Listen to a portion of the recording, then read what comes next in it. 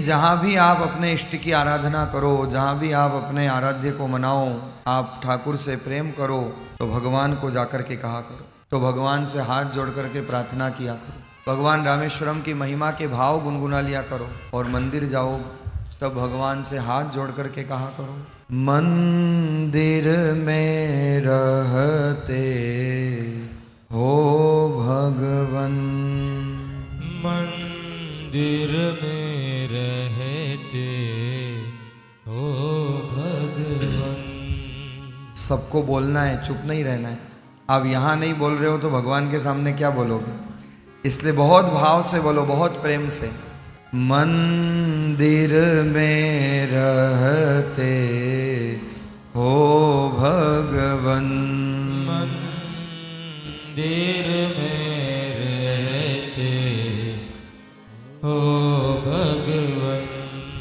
कभी बाहर भी आया जाया करो, कभी बाहर भी आया जाया करो। मैं रोज तेरे दर आता हूँ, मैं रोज तेरे दर आता हूँ। कभी तुम भी मेरे घर आया करो, कभी तुम भी मेरे घर आया करो। हो मंदिर में रहते हो भगवन, हो मंदिर में रहते हो भगवन। मैं दीन हूँ दीना नाथ हो तुम, मैं दीन हूँ दीनानाथ हो तुम। सुख दुख में सबके साथ हो तुम, सुख दुख में सबके साथ हो तुम।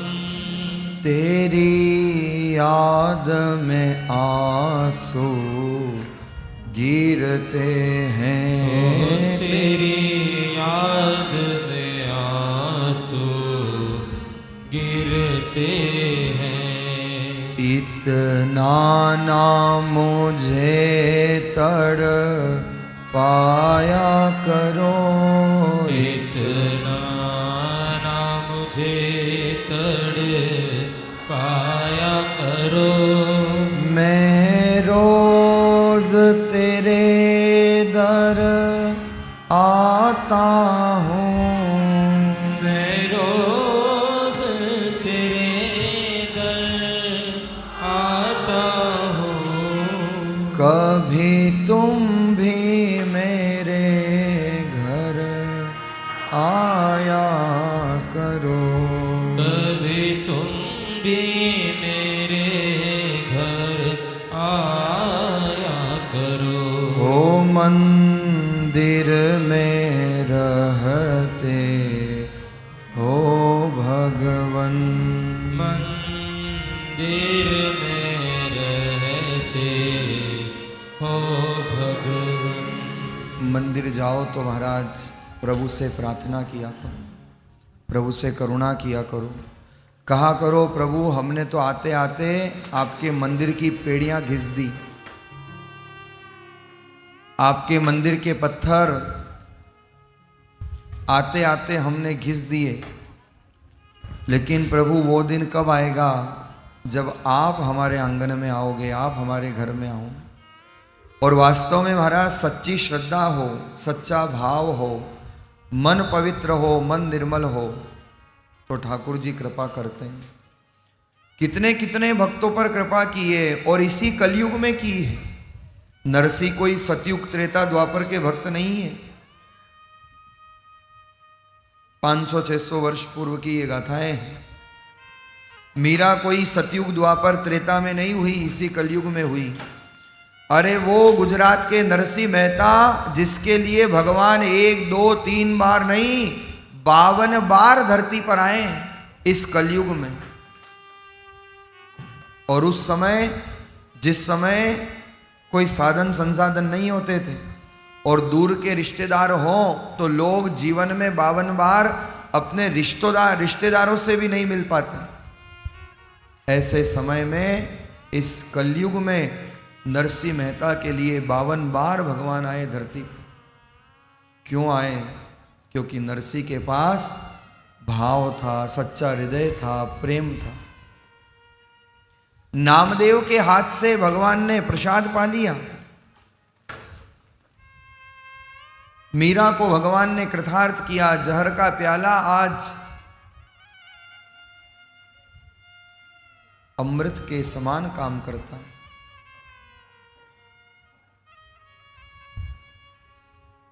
इसलिए महाराज भाव अगर सच्चा हो, प्रेम अगर सच्चा हो तो प्रभु कृपा करता है। हम घर की सफाई तो बहुत रखते हैं, घर की तो सफाई बहुत करते हैं, लेकिन महाराज थोड़ी सफाई अपने मन की भी कर लिया करो। क्योंकि जितनी गंदगी बाहर नहीं है उससे ज्यादा गंदगी भीतर है। स्वामी रामचरण जी महाराज अपनी वाणी में फरमाते हैं कि मेलो कपड़ो मेलसू कदे न उज्जवल थाय, राम चरण साबुन दिया और मेल दूर होई जाए। मेला कपड़ा है महाराज, आप पानी से कितना ही साफ करो वो साफ नहीं होगा। मेलो कपड़ो मेलसों कदे न उज्जवल थाए, वो मेला कपड़ा उजला नहीं होगा। लेकिन अगर आपने साबुन लगाया, राम चरण साबुन दिया तो मेल दूर हो जाए। अगर साबुन से आप उस मेले कपड़े को धोओगे तो महाराज उसका मेल समाप्त हो जाएगा, उसका मेल मिट जाएगा। उसी प्रकार से ये श्रीमद् भागवत महापुराण वो साबुन है जो हमारे अंतःकरण के कपड़े को साफ कर देती है, हमारे अंतःकरण की कलुषता को साफ कर देती है। बाहर से आपके शरीर की सफाई करने के लिए तो हजारों सामान हैं संसार में, लेकिन कोई एक सामान भी ऐसा नहीं है जो अंदर मन की गंदगी साफ करता हो। वो अगर है तो महाराज प्रभु का नाम, प्रभु की कथा, प्रभु का कीर्तन। और वास्तव में जितनी गंदगी भीतर है उतनी बाहर होती भी नहीं। अच्छा देखो ये माताएं बहनें, बर्तन में आप भोजन प्रसाद बनाती हो, उसके बाद बर्तन मांजती भी हो, मांजती हो कि नहीं? मांजना पड़ता है। तो देखो जब बर्तन मांजते हो तो क्या करते हो? बाहर तो एक बार हाथ घुमाते हो, बर्तन के बाहर एक बार हाथ घुमाते हो और अंदर 4 बार। क्यों? क्योंकि बर्तन अंदर से ज्यादा गंदा होता है। ये शरीर भी एक बर्तन ही है महाराज। बाहर से तो नाना प्रकार के साधन हैं जिससे हम इसको साफ कर लेते हैं, लेकिन भीतर जो काम, क्रोध, लोभ, मोह, मद, मत्सर, ईर्ष्या, द्वेष, नाना प्रकार के विकार जो अंदर भरे हुए हैं, उसकी सफाई करनी हो तो महाराज उसके लिए भागवत का आश्रय लेना पड़ता है। इसलिए ये 7 दिन क्या है? ये केवल इधर से सुना और इधर से निकालने के लिए नहीं है महाराज। भागवत के न जाने कौन से शब्द, न जाने कौन सी बात हमारे अंतःकरण में बैठ जाए और उससे हमारे अंतःकरण की कलुषता समाप्त हो जाए, अंतःकरण का मालिन्य दूर हो जाए। इसलिए महाराज जैसे बाहर की सफाई रोज करते हो, थोड़ी थोड़ी सफाई अंदर की भी करते रहा करो। और ये जो कथाएं हैं ना, ये तीर्थों की कथाएं तो महाराज बहुत पवित्रता प्रदान करती है, क्योंकि ये पवित्र भूमि की ऊर्जा भी इसमें सम्मिलित हो जाती है। एक पंथ दो काज, भगवत कथा, तीर्थाटन, सत्संग, कितने कितने प्रकार के कार्य सद जाते हैं। इसलिए तो महात्मा कहते हैं, जैसे घर में रोज झाड़ू लगाते हो महाराज, ऐसे मन में भी झाड़ू लगा लिया करो। ये मन भी एक मंदिर है, मन भी एक घर है। और मन का झाड़ू क्या है? मन का झाड़ू क्या है? तो एक महात्मा बड़ा सुंदर लिखते हैं, अरे रोज सवेरे 2 घड़ी हो, रोज सवेरे 2 घड़ी गोविंद के गुण गाया कर, गोविंद के गुण गाया कर। मन मंदिर में बैठ कर झाड़ू रोज लगाया कर। मन मंदिर बैठ कर झाड़ू रोज लगाया कर। मन मंदिर में बैठ कर झाड़ू रोज लगाया कर।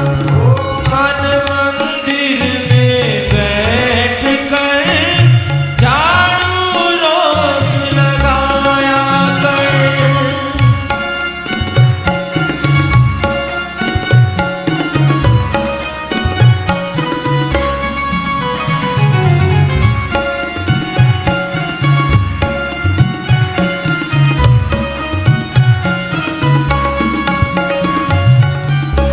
और महाराज कैसा होता है हमारा जीवन?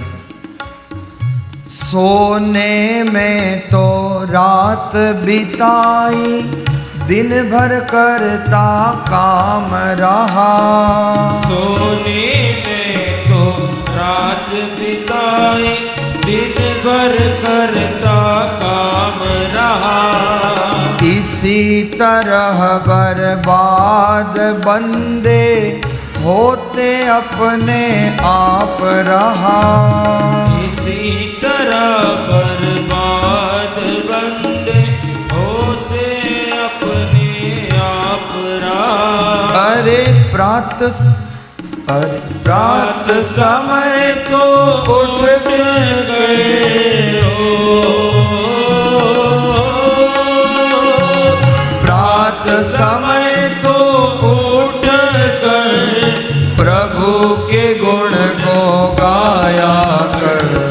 मन मंदिर में बैठ कर झाड़ू रोज लगाया कर।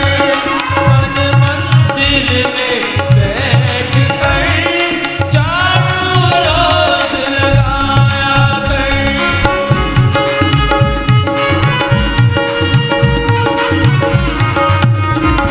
जय हो।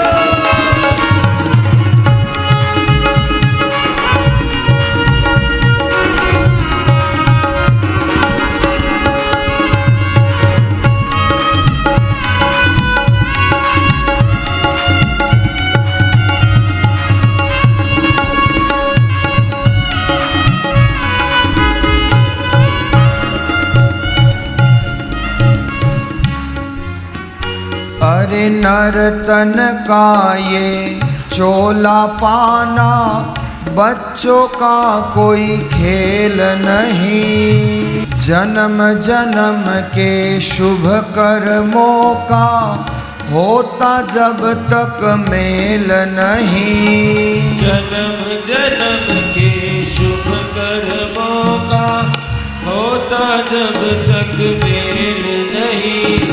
नर्तन को तू पाय कर,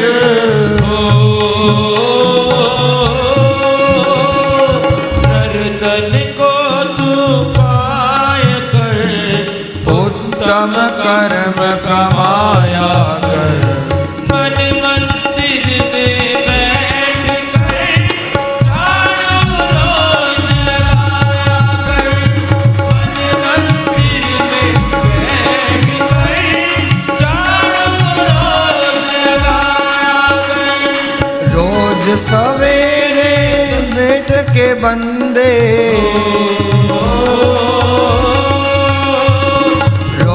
सवेरे 2 घड़ी गोविंद के गुण गाया कर। मन मंदिर में बैठ कर झाड़ू रोज लगाया कर।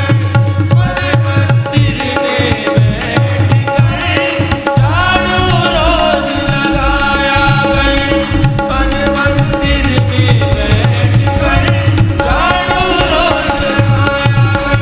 मन मंदिर में बैठ कर झाड़ू रोज लगाया कर। बोलिए सच्चिदानंद भगवान की जय। मन मंदिर में बैठकर झाड़ू रोज लगाया कर। जैसे महाराज घर में रोज झाड़ू लगाते हो, ऐसे अपने अंतःकरण में भी हरिनाम संकीर्तन की मार्जनी लेकर के, हरिनाम संकीर्तन की झाड़ू लेकर के रोज अंतःकरण की कलुषता को, कलमशता को, नाना प्रकार के विकारों को रोज साफ कर लिया करो। और जब मन पवित्र हो जाएगा महाराज, जिस दिन मन निर्मल हो जाएगा, उस दिन रामचरितमानस की ये चौपाई सार्थक हो जाएगी।